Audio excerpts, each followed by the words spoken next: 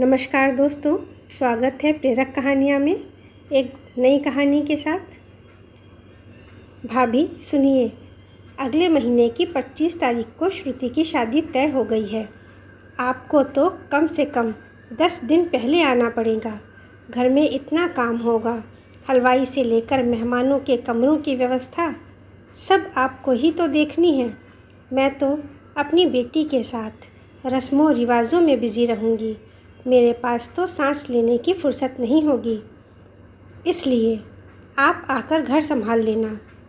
Phone के दूसरी तरफ से ननद ऋतु की आवाज़ में मिठास तो थी, लेकिन वह मिठास एक आदेश में लिपटी हुई थी।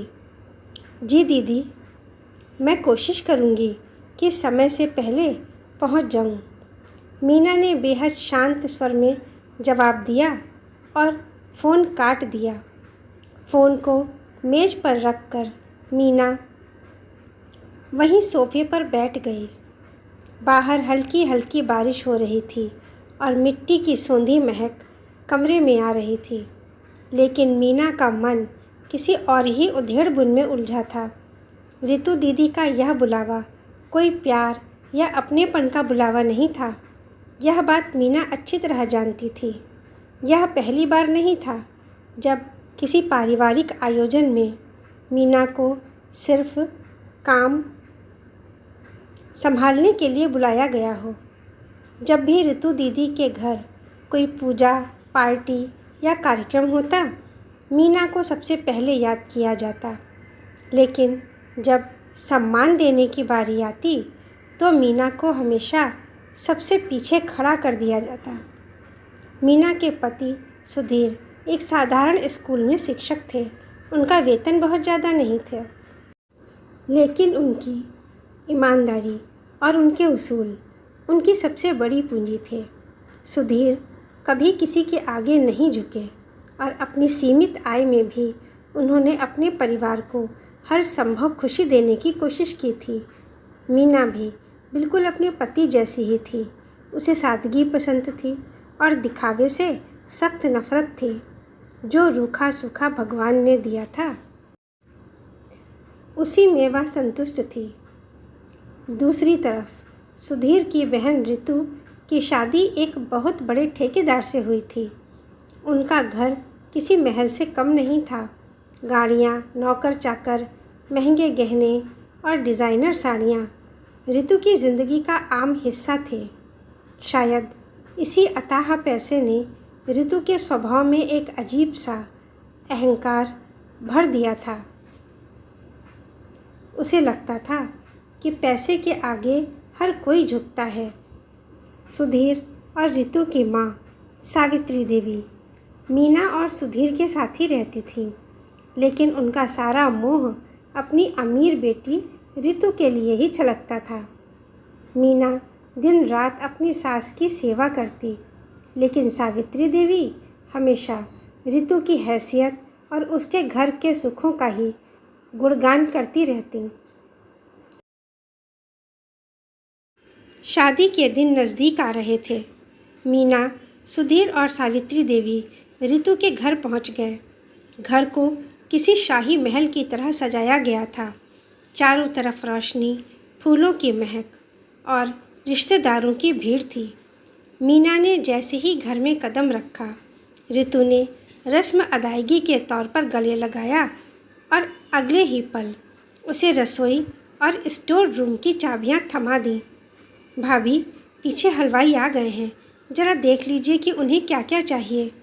और हाँ, मेहमानों के नाश्ते का ध्यान भी आप ही को रखना है। मीना ने बिना कोई शिकायत किए अपनी सूती साड़ी का पल्लू कमर में खोसा और काम में जुट गई। अगले 8 दिनों तक मीना ने दिन रात एक कर दिए।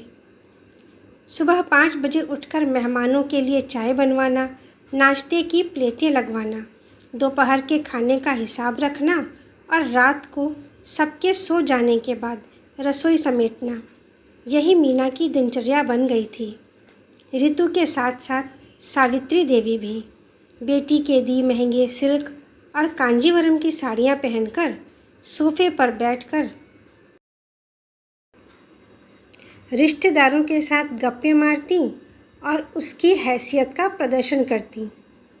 एक दोपहर जब मेहंदी की रस्म चल रही थी, मीना पसीने से लथपथ होकर मेहमानों को जूस सर्व करवा रही थी। तभी एक दूर के रिश्तेदार ने सावित्री देवी से पूछ लिया, अरे सावित्री जी, आपकी बहू कहाँ है? दिखाई नहीं दे रही। सिर्फ आप और आपकी बेटी ही दिख रही है। बहू क्या कर रही है? सावित्री देवी ने मुंह बनाते हुए जवाब दिया, अरे वो पीछे रसोई में है। उसे इन रस्मों रिवाजों में बैठना कहाँ आता है। हमारे सुधीर की कमाई ही कितनी है जो वो ऐसे महंगे कपड़े पहनकर यहाँ हमारे साथ बैठे। उसे काम करने की आदत है तो वही कर रही है। वैसे भी रितु के घर इतना बड़ा आयोजन है, अगर मीना थोड़ा हाथ नहीं बटाएगी तो कौन बटाएगा। सावित्री देवी की ये बातें मीना के कानों में शीशे की तरह चुभ गईं। जूस का गिलास पकड़े उसके हाथ कांपने लगे।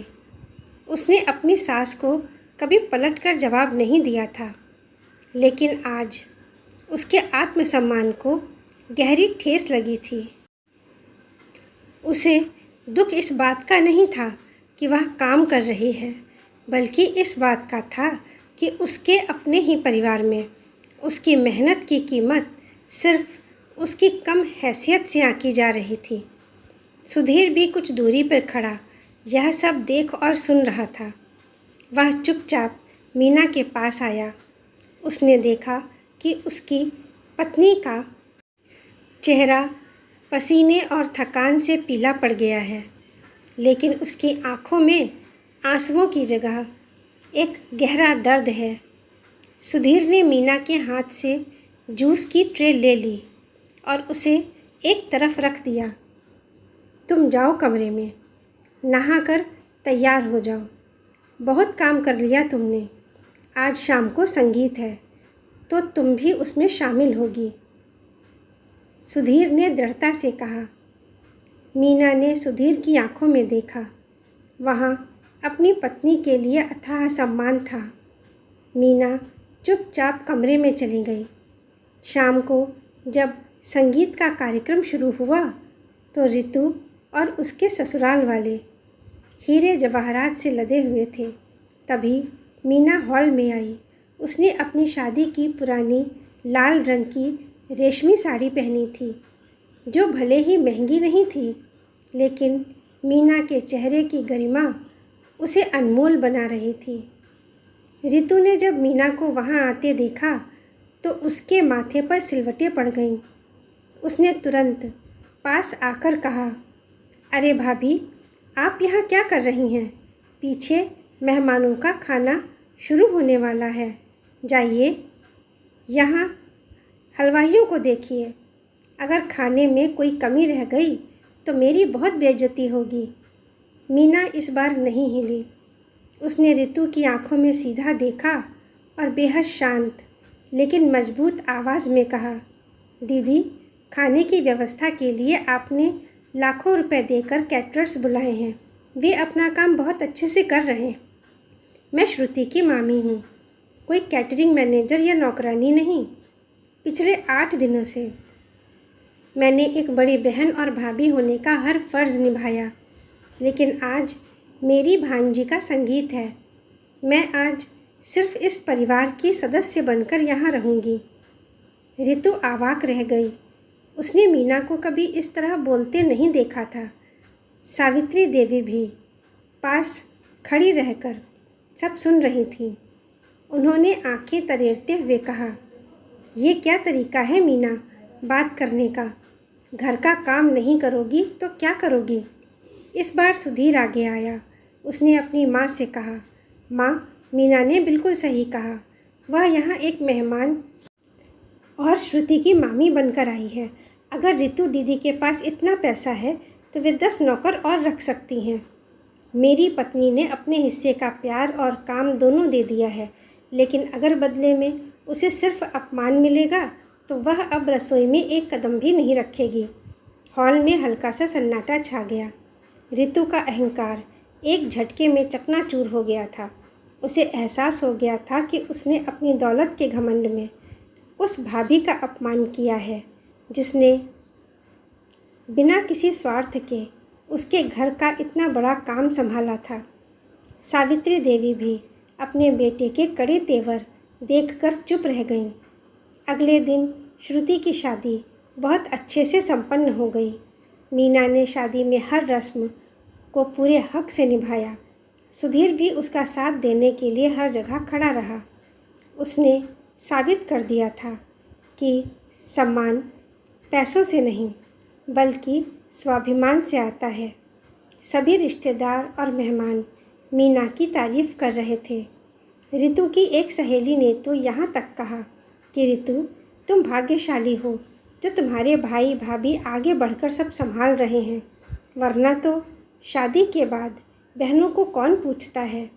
रितु को समझ आ गया कि अपने घमंड में कितनी बड़ी गलती कर रही थी।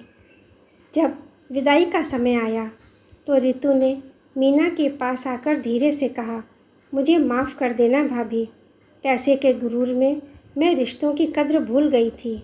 मीना ने सिर्फ एक मुस्कान के साथ रितु को गले लगा लिया, लेकिन वह जानती थी कि उसने अपने लिए जो लकीर खींच दी है उसे अब कोई पार नहीं कर सकेगा।